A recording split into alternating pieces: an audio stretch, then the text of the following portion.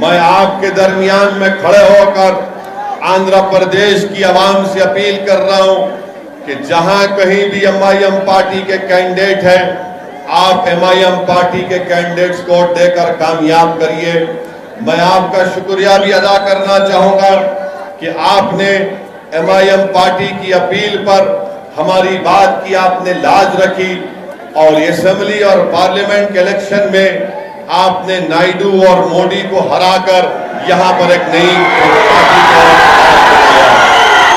मैं मजलिस-ए-इत्तेहादुल मुस्लिमीन की जानिब से आप तमाम से अपील करने आया हूं कि 10 तारीख के दिन जहां कहीं भी MIM पार्टी के कैंडिडेट्स हैं या जो उनके ताईदी उम्मीदवार हैं, आप उनके हक में अपने वोट का इस्तेमाल करिए।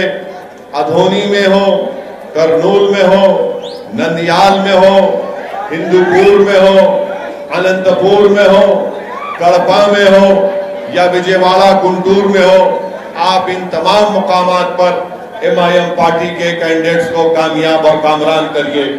मेरी आपसे एक और बात, आपको ये बात रखना था कि ये अजीब बात है कि असेंबली का इलेक्शन आता है तो YSR पार्टी के लोग हमको फोन करके बोलते आप हमारी सपोर्ट करो।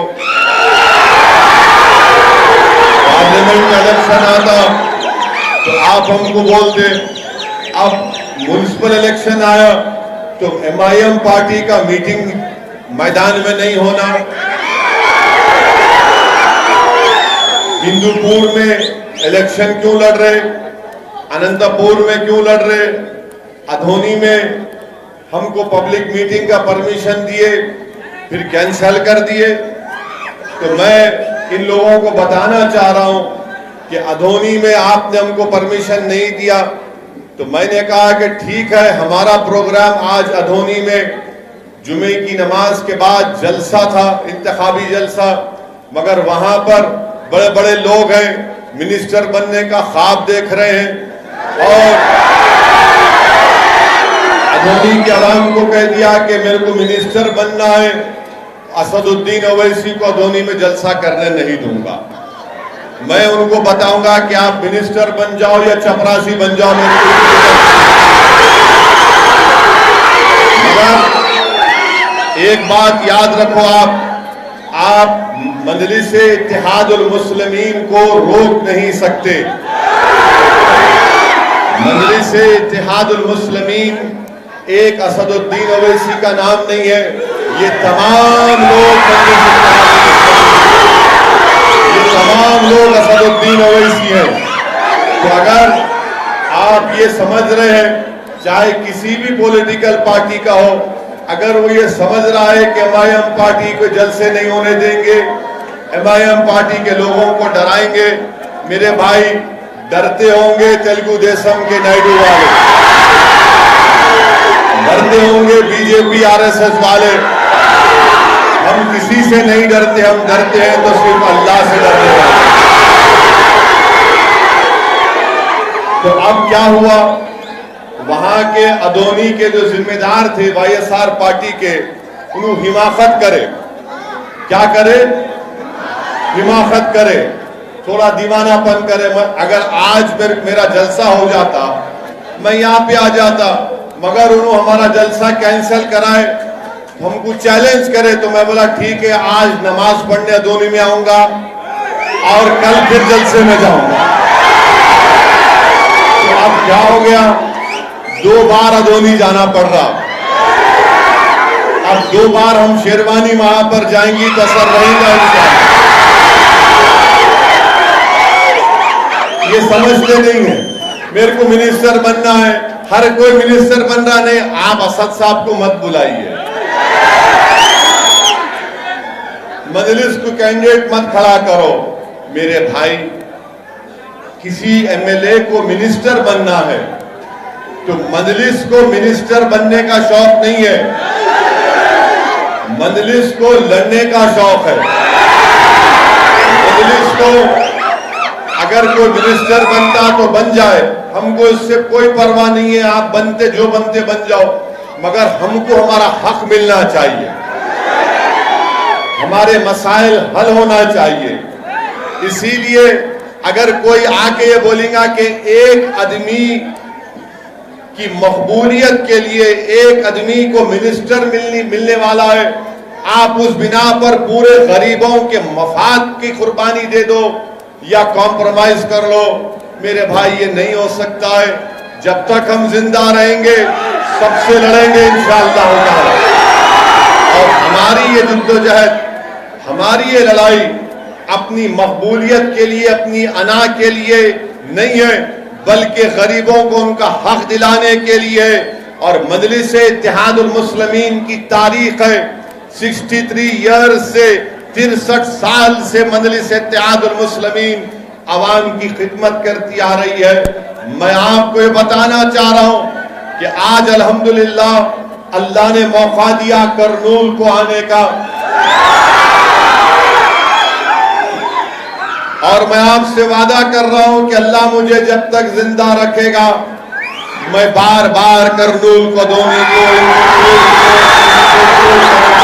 आता रहूंगा इंशाअल्लाह। आप नहीं रोक सकते मेरे को, इसलिए नहीं रोक सकते कि अल्हम्दुलिल्लाह हमारी लड़ाई इखलास के ऊपर मुबन्नी है। हम अपना हक चाहते हैं और एमआईएम पार्टी ने बहुत से चीफ मिनिस्टर को देखे। मैं आज से 25 साल पहले एमएलए बना था। मैं 25 साल पहले जब 1994 में एमएलए बना तो मैं एक ही एमएलए था। उसके बाद जब चीफ मिनिस्टर थे एनटी रामाराव, उनको धोखा दिए चंद्रबाबू नायडू। चंद्रबाबू नायडू 9 साल या जो भी थे, उसके बाद उनको पावर चला गया, साइकिल में हवा कम हो गई। तो वाईएस राजशेखर रेड्डी सीएम बने, हम उनको देखे। वाईएस राजशेखर रेड्डी के हादसे के बाद रोशैया बने चीफ मिनिस्टर, हम उनको देखे। उसके बाद किरण कुमार रेड्डी आए, उन्होंने मजलिस से झगड़ा करे, उन्होंने अपनी पार्टी बना लिए, पार्टी का निशान चप्पल रखे, चप्पल राज में आई।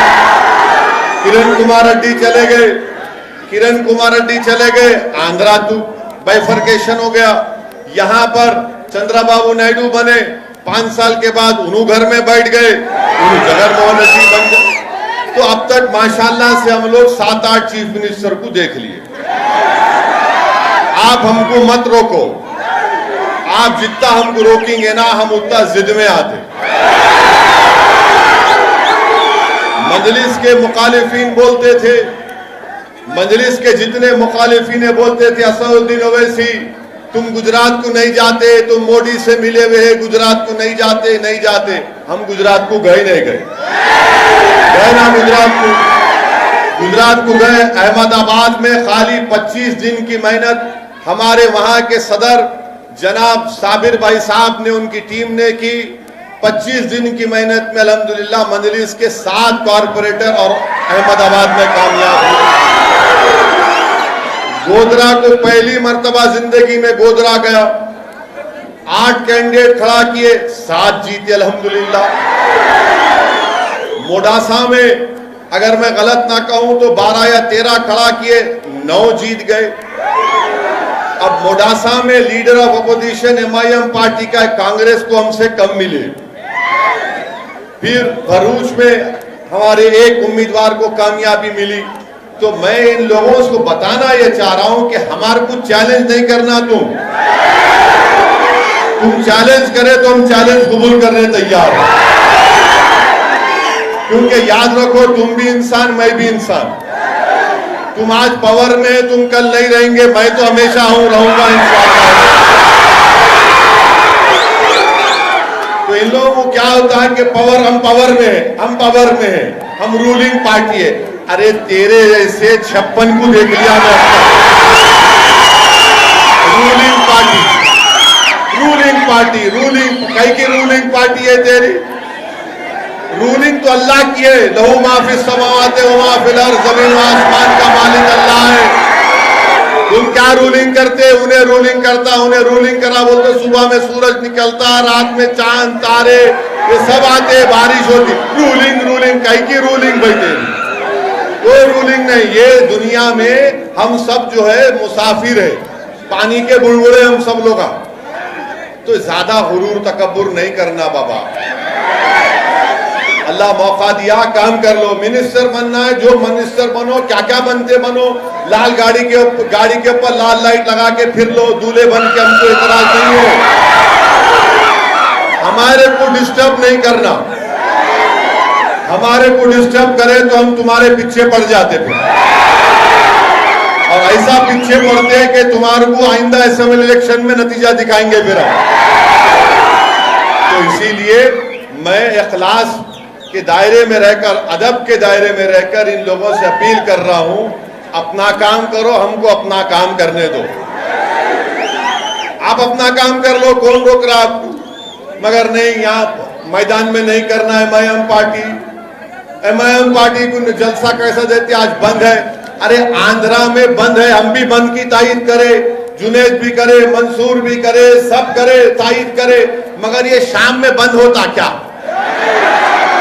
मैं हमारे को कोई बोले बड़े लोग वो गवर्नमेंट के नहीं साहब बंद है, मतलब रात में कुत्ते का पेशाब भी बंद है क्या? रात में वो बंद नहीं होता। तुम बोले तुम कुत्ते का पेशाब पियो, पब्लिक पे जाके अपना वोट का मुतालबा करेंगे, पतंग के निशान को। बंद बंद, अरे बंद है तो दिन का बंद है। आज मैं जा रहा था अदोनी को, कौन सा गांव था जुनैद? कोटपुर में गाड़ी रोके, आज देना है ना, तो हमारे को देख के आके बोले साहब 1-2 मिनट आप भी हमारे प्रोटेस्ट पर शामिल हो जाओ। हम बोले ठीक है, बराबर गया मैं। वहां पे कम्युनिस्ट लीडर थे गफूर साहब नाम याद है। गफूर साहब बोले आओ जी तुम आओ, जाके दौलत बोले जरा कौम का नाम अच्छा होता। बोला अच्छी बात है, आ तो अब्दुल गफूर साहब जाके बोले। तो ये हमारा काम यही है। तो मेरी आपसे गुजारिश ये है कि ये लोगों के बातों में मत आइए। एमआईएम पार्टी के जो करनूल में 7 कैंडिडेट है, जुमला कितने वार्ड आए आप? 35, 33, 30 पे 3 है। हाँ, 30 पे 3 वार्ड में हम खाली 7 लड़े तो इनके पेट में दर्द हो रहा। 30 पे 3 है, 33 वार्ड है। एमएलए के 33 मालूम है, 52 है मालूम। अब वो उसमें से खाली 7 लड़े तो इनको सांस चढ़ रही। अभी आप क्या करते हैं, क्या बोलते हैं, क्या करते? अरे क्या करते? इलेक्शन लड़ने आ रहे, तुम भी वोट मांग रहे, मैं भी वोट मांग रहा हूं। तुम तुम्हारी पार्टी के नाम पे मांग रहे, मैं अपनी पार्टी के नाम पे मांग रहा हूं। मैं इनसे जाकर कह रहा हूं मैं तुम्हारा भाई हूं, तुम बोल सकते, तुम भाई है बोल के नहीं बोल सकते। करनूल का जहां जहां एक घर आपका घर है, वो मेरा घर भी है। करनूल हो, अदोनी हो, नंदियाल हो, नंदीपुर हो, अनंतपुर हो, हिंदूपुर हो, जहां जहां हमारे कैंडिडेट लड़ रहे, वो घर आपका भी है, मेरा भी है। मैं आपका बेटा हूं, आपका भाई हूं। मेरा हक बनता आपसे वोट का मुतालबा करना, और मैं लड़के आपसे वोट लूंगा, क्योंकि आप मेरे को नहीं दिए तो क्या गैरों को देंगे? तो आपको एमआईएम पार्टी को वोट देने का है। 10 तारीख को जहां पे पतंग का निशान दिखा,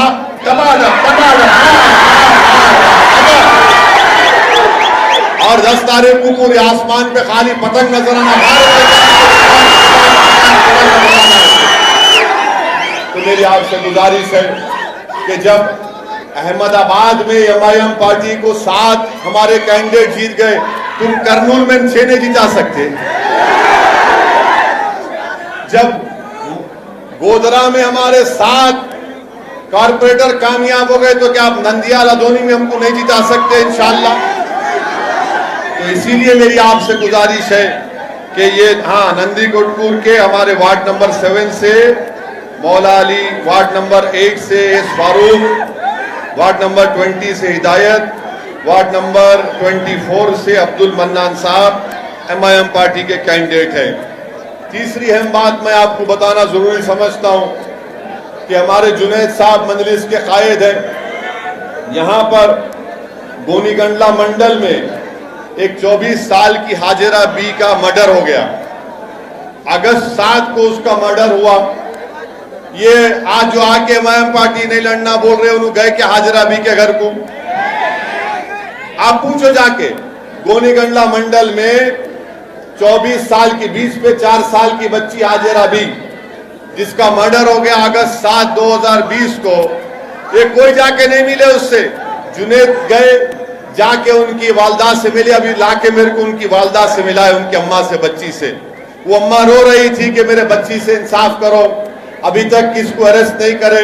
मैंने कहा कि अम्मा इंशाअल्लाह सुबह में मैं एसपी और कलेक्टर साहब से बात करके हमारी बच्ची को जो लोग मर्डर किए उनसे डिमांड करूंगा उनको अरेस्ट करना, पुलिस उनको जेल को भिजाना और कोर्ट के केस के जरिए उन तमाम को सख्त से सख्त सजा 302 में जो आईपीसी मिलती है मिलना चाहिए। ये काम एमआईएम पार्टी कर रही है। अब जो लोग हमको बोल रहे हैं कि काम नहीं, ये आप इलेक्शन नहीं लड़ना, यहाँ कहीं को आए साहब आप, यहाँ अच्छा माहौल है। अरे अच्छा माहौल को अच्छा करने आए, खराब करने कौन आई थी? जब CAA का मीटिंग हुई, CAA के खिलाफ, NPR NRC के खिलाफ, तो बड़े मैदान में हुई थी, हजारों की तादाद में आपने शिरकत की थी, हम आए थे। जब आके बाजू बैठना जरूरी था इनको, मेरे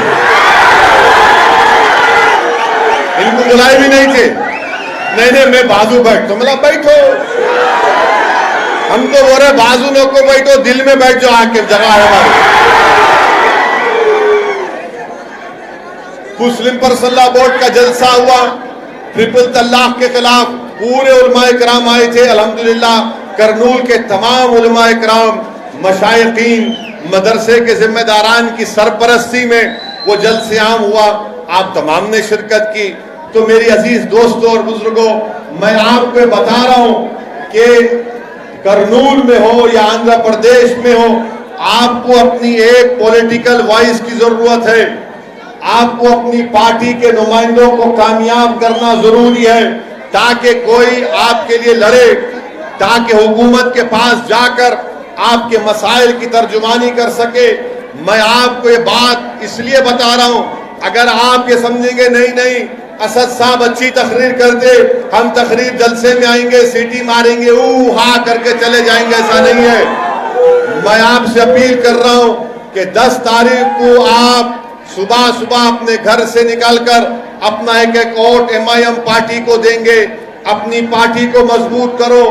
आप ये देख रहे पूरे मुल्क में कैसे हालात हो रहे हैं। जब से बीजेपी की सरकार बनी है, अक्सरियती तबके की जमहूरियत का उसका फरोग दिया जा रहा है।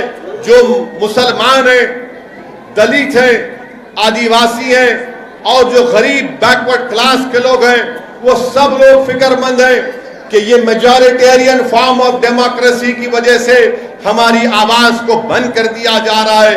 घुटन महसूस हो रही है। अगर कोई अपने हक का मुतालबा करता, अगर कोई बोलता है कि दिल्ली के फसादात में वो जो बच्चा फैजान, वो फैजान का वीडियो आपने देखा होगा कि 4 लड़के जमीन पर पड़े हुए और दिल्ली की पुलिस या कहां की पुलिस उन बच्चों को मार कर कह रही है कि जनगण मना पढ़ो, तो उसमें से एक बच्चा दर्द की हालत में, कर्ब की हालत में, तकलीफ में जनगण मन पड़ता है, बाद में फैजान मर जाता है। अगर मैं फैजान के मारने वालों को गिरफ्तारी का, उनको अरेस्ट का मुतालबा करता हूं तो एंटी नेशनल करार दिया जाता है। मैं ट्वीट करता हूं तो दिल्ली पुलिस रिप्लाई करके कहती है कि फुला पढ़ लो। अरे दिल्ली पुलिस वालों, तुम यकीनन बहुत अक्लमंद होंगे मुझे मालूम, मगर मेरी आपसे एक ही रिक्वेस्ट है दिल्ली पुलिस के कमिश्नर पुलिस से कि मैं आज के जलसे से आपसे पूछना चाह रहा हूं, वो फैजान को जिन्होंने मारा, क्या आपने उनको गिरफ्तार किया? जिन्होंने फैजान को मारा, आपने उनको गिरफ्तार किया? जो 19 मसाजिद को नुकसान पहुंचाया गया या शहीद किया गया या जलाया गया, आपने उनको कितनों को गिरफ्तार किया? बताओ आप। नहीं इसका जवाब आता। आज इसीलिए मेरे भाई, मैं आपको डराने के लिए नहीं कह रहा हूं, बल्कि समझाने के लिए हकीकत बयान कर रहा हूं। ये रात लंबी होने वाली है, ये रात बड़ी लंबी होने वाली है। और याद रखो, आपको पहले से ज्यादा अपने रिश्ते को अल्लाह से मजबूत करना है। आपको पहले से ज्यादा अपने आप पर उसकी अल्लाह की जात पर तवक्कल करना है। आपको पहले से ज्यादा मुत्तहिद रहना है। आपको पहले से ज्यादा आज मजलिस की आपको जरूरत है। मजलिस आपकी आवाज है, मजलिस आपकी पहचान है। क्या आप नहीं देखते कि भारत की पार्लियामेंट में जब कभी भी कोई मसला आता है तो कौन उठकर बीजेपी की हुकूमत के खिलाफ बेबाक तरीके से उनको बयान करता है।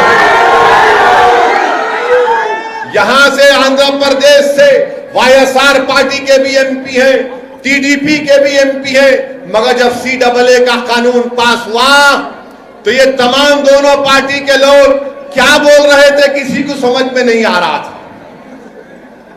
या दोस्ती कर रहे थे या दुश्मनी कर रहे थे, नहीं मालूम।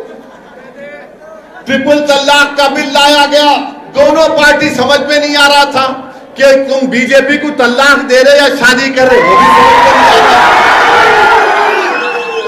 ऐसा लग रहा था कि ना तलाक देना चाह रहे ना निकाह में वापिस लेना चाह रहे। मगर कौन साफ और वाज़ेह तरीके से, चाहे ट्रिपल तलाक हो, चाहे सीएए का कानून हो, चाहे बजट हो, हम बेबाक तरीके से दलाइल को बीजेपी की मुखालिफत करते आ रहे हैं। ये काम एमआईएम पार्टी कर रही है। और आप जानते हैं कि अल्लाह के फजलो करम से औरंगाबाद की पार्लियामेंट की सीट से भी एमआईएम पार्टी का कैंडिडेट कामयाब हुआ। एमआईएम पार्टी के अब 2 एमपी हो गए। ये दो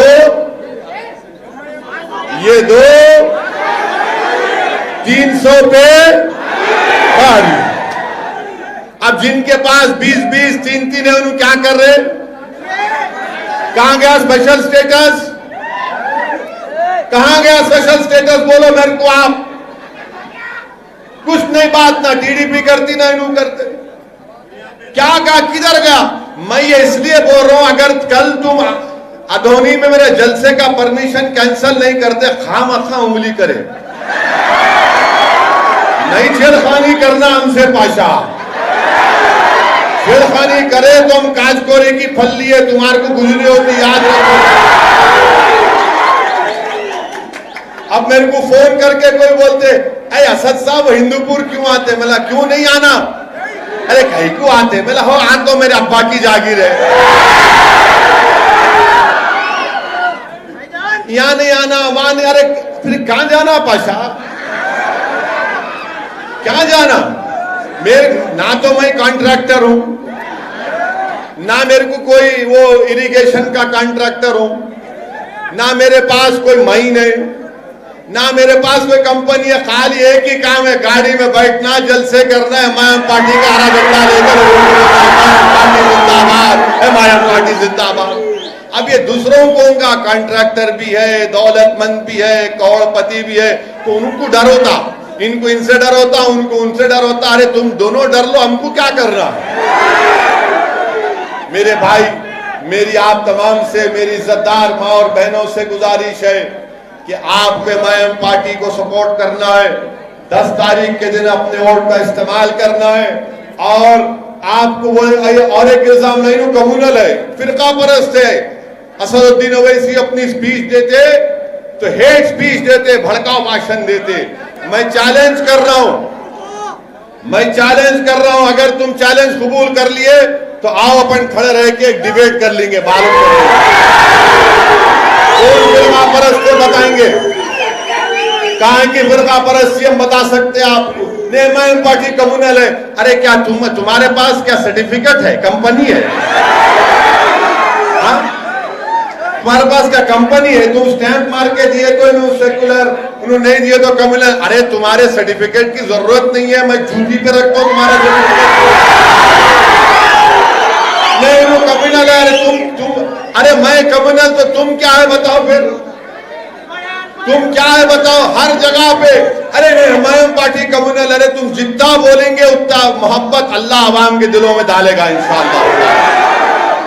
कम्युनल है। अरे कौन सा कम्युनलिज्म की बात कर रहा हूं मैं? तो बाबा साहिब अम्बेडकर का बना हुआ संविधान में जो हुकूक दिए गए, जो राइट्स दिए गए, फंडामेंटल राइट्स दिए गए, उनको बोलो हमको दो आप। नहीं नु कम्युनल, अरे कहां कम्युनल है? हम तो कह रहे हैं कि भारत में जो दलित है, आदिवासी है, जो मुसलमान है, जो गरीब है, पसमानदा है, आप उनसे इंसाफ करो, उनके महलों में तरक्की कराओ, उनके बच्चों के लिए स्कूल का इंतजाम करो, उनके बच्चों को नौकरियां दिलाओ। अगर ये कम्युनलिज्म है तो बताओ फिर सेकुलरिज्म क्या होगा? मेरे अजीज दोस्तों और बुजुर्गों, आप देखते हैं कि दुल्हन की स्कीम कहां गए अल्लाह को मालूम। वक्फ बोर्ड के जमीन का कमेटी नहीं बनती, minority corporation, overseas education scholarship, वो भी नहीं मालूम किधर गया। मेरी आपसे एक ही अपील है कि आपको जमहूरियत में एक अपोजिशन की जरूरत है। अब यहां पे क्या हो रहा आंध्र प्रदेश में, ये रूलिंग पार्टी वाले बोलते अरे टीडीपी वाले पैसे लेके बैठ गए, तुम कहीं को नहीं ले रहे। पूछते पूरे टीडीपी वाले नायडू को धोखा दे, नायडू सुसरे को दिए, अब इनला नायडू को धोखा दे। जितने नायडू से टिकट लिए उनको वो वायएसआर वाले बुला के इधर भाई गुलाब जामुन खा सो जा। हमारे को बुलाए, उन्होंने बोले गुलाब जामुन खाओ, हम बोले नहीं खाते। बोले दो खाओ, हम बोले नहीं खाते। पूरा डब्बा ले ले, हम बोले नहीं खाते। उसको बोले क्या खाते, तो हम बोले हम तुमको खाते।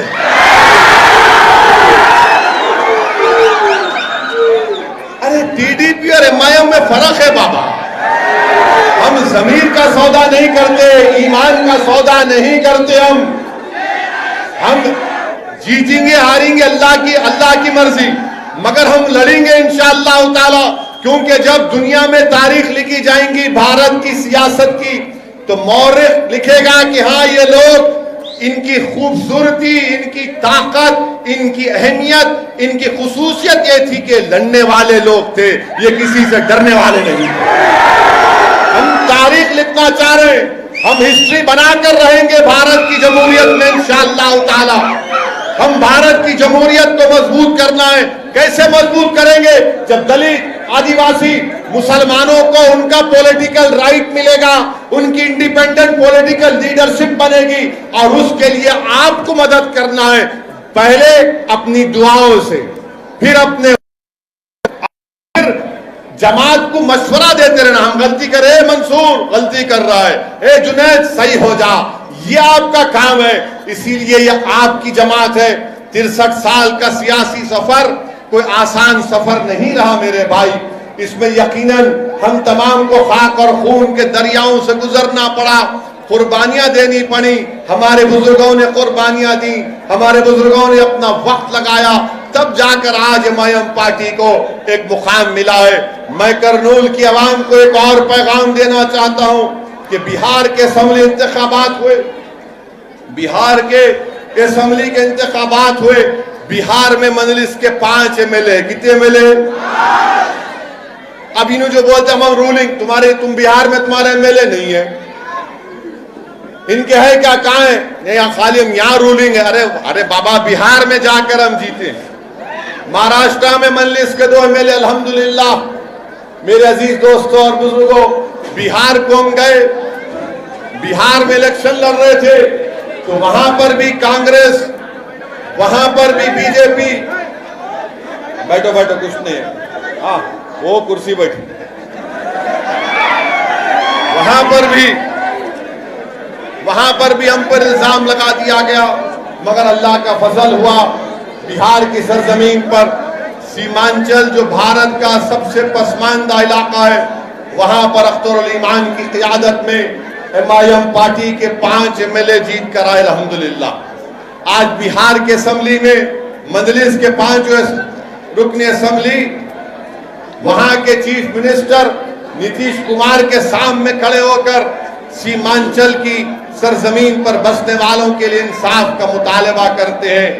वहां पर बिहार की विधानसभा में, असेंबली में एमआईएम पार्टी के एमएलए खड़े होकर बिहार का दूसरा कैपिटल पूर्णिया बनाने का डिमांड करते हैं। मैं वाईएसआरसीपी से पूछना चाहता हूं, करनूल में हाईकोर्ट लगाने का वादा बात करे थे, कहां गया भाई वो? बोले थे नहीं बोले थे? अब कहां गया? अब हम जलसा नहीं करना, मीटिंग नहीं करना। इसीलिए हम आपसे अपील कर रहे हैं कि आपको एक आवाज की जरूरत है जो आपके मसाइल के लिए लड़ सके। और करनूल की म्युनिसिपैलिटी में 33 में खाली हमारे साथ लड़ रहे, 7 के 7 जिता दो आप। माँ बाप की जवाब पे किसको वोट डालते? डालो बीजेपी को छोड़ के आप। मेरे अजीज दोस्तों और बुजुर्गों, और एक अहम बात की तरफ आपकी तवज्जो में मबजूल कराना चाहता हूं। कोरोना शुरू हुआ आज से 1 साल पहले, पूरे मुल्क में लॉकडाउन लगा दिया गया। नरेंद्र मोदी ने, प्राइम मिनिस्टर ने लॉकडाउन के लिए टीवी पे आके कहा, भाइयों बहनों मित्रों 4 घंटे का टाइम दिए लॉकडाउन। अब लॉकडाउन ऐसा लगाया कि पूरी गरीब का कारोबार बर्बाद, बच्चों की नौकरियां चले गई, इस जितने कारोबार थे पूरे बंद हो गए। और जब लॉकडाउन उठाने की बात आई तो नरेंद्र मोदी प्राइम मिनिस्टर ने, भारत के वजीर आजम ने 6 दिन का टाइम दिया कि 6 दिन के बाद लॉकडाउन खत्म होगा। मगर जब लॉकडाउन शुरू हुआ, लोगों की परेशानी बढ़ती गई, गरीब के पास खाने को खाना नहीं था, तो बीजेपी ने क्या किया? बीजेपी ने पूरे लॉकडाउन और आपके ये कोविड का, कोरोना की जिम्मेदारी मुसलमानों पे डाल दी और ये कहा कि तबलीगी जमात जिम्मेदार है। तबलीगी जमात को जिम्मेदार बना दिया गया। तबलीगी जमात के दिल्ली के मरकज पर छापा मारा गया, उसको बंद किया गया। मैं बीजेपी गवर्नमेंट से, दिल्ली गवर्नमेंट से डिमांड करता हूं कि तबलीगी जमात के मरकज को फौरन खोला जाए दिल्ली के। आप बंद नहीं रख सकते, आपका बंद करना गलत है। इसलिए गलत है कि मालूम हो गया कि जितने कोर्ट में केसेस थे तबलीगी जमात के जिम्मेदारों के खिलाफ, एक के बाद एक कोर्ट में केस खत्म होते जा रहे हैं। हार रही है सरकार वहां पर। और ये बीजेपी की तरफ से सिर्फ मुसलमानों के ताल्लुक से नफरत पैदा करने के लिए, इस्लाम के ताल्लुक से नफरत पैदा करने के लिए आपने तबलीगी जमात को जिम्मेदार करार दिया। मेरे अजीज दोस्तों और बुजुर्गों, भारत की तारीख में पहली मर्तबा ऐसा हुआ है कि एक बीमारी को किसी मजहब से जोड़ दिया गया और संघ परिवार के लोगों ने कोरोना को भी कलमा पढ़ाकर उसको मुसलमान बना दिया। कभी ऐसा सुना आपने कि बीमारी का कोई मजहब होता? बीमारी का किस कोई बीमार हो सकते, कोई भी बीमार हो सकता, मगर नफरत पैदा करना था। मगर अल्लाह की जात बड़ी है, अल्लाह ने दिखा दिया कि झूठे ये है और झूठ का अल्लाह ने बता दिया, झूठे को उसके मंजिल पर पहुंचा दिया। तबलीगी जमात को बर्बाद करने के लिए ये लोग आए। अरे मेरे भाई, आंध्रा के लोग, आंध्रा की एक जमात लखनऊ में फंस गई थी। आप पूछो उन लोगों को, मैं बात किया, लखनऊ में एक जमात फंस गई थी, उसमें एक हमारी गुंटूर की बहन का हमल साकित हो गया। हमारी बहन प्रेग्नेंट थी, उसको फौरन दवाखाने को ले जाना था, मगर उत्तर प्रदेश की हुकूमत ने देर कर दी। हमारी इस बहन का वो मिसकैरेज हो गया, गैर जरूरी उनको डाल के रखा गया था। कौन उठा रहा था? कौन जाकर ये कह रहा था कि कोरोना का ताल्लुक मुसलमानों से, तबलीगी जमात से नहीं है? कोई पार्टी थी सिवाय मजलिस के? कोई नहीं कह रहा था, सब डर रहे थे। हम बेबाक तरीके से टीवी पर जाकर प्रेस के जरिए से दुनिया को बता रहे थे कि इसका ताल्लुक किसी मजहब से नहीं है। मगर वो लोग जो आज वोट मांग रहे हैं, आकर बोल रहे हम तुम्हारे दोस्त हैं, हम फुला हैं, हमको वोट दे दो। मेरे अजीज दोस्तों और बुजुर्गों, मेरी इज्जतदार माँ और बहनों, मैं आपसे अपील कर रहा हूं कि फिरका परस्ती का माहौल है। इस फिरका परस्ती के माहौल में मेरी आपसे दरमंदाना गुजारिश है कि 10 तारीख के दिन अपना एक वोट का इस्तेमाल करिए और एमआईएम पार्टी को अपना वोट देकर कामयाब करिए। मैं फिर से आपको बताना चाहूंगा कि जब लॉकडाउन चल रहा था तो गुंटूर के एक मुफ्ती साहब थे, मरहूम, उनका नाम गुंटूर के मुफ्ती साहब थे, उनकी सदारत में जलसा हुआ था CAA का, जमीयत उलमा के वो सदर भी थे। उनका इंतकाल हो गया। और वहां के जिम्मेदार जो थे उन्होंने फोन करके बोला कि असद साहब, वो गुंटूर का कलेक्टर ये कह रहा है कि मुफ्ती साहब की लाश को दफनाएंगे नहीं, जला दिया जाएगा। मैं फौरन कलेक्टर से बात कर रहा, मेरा मिस्टर क्या कर रहे हैं आप? बोले नो सर, गवर्नमेंट का ऑर्डर है। मेरा कई का ऑर्डर है?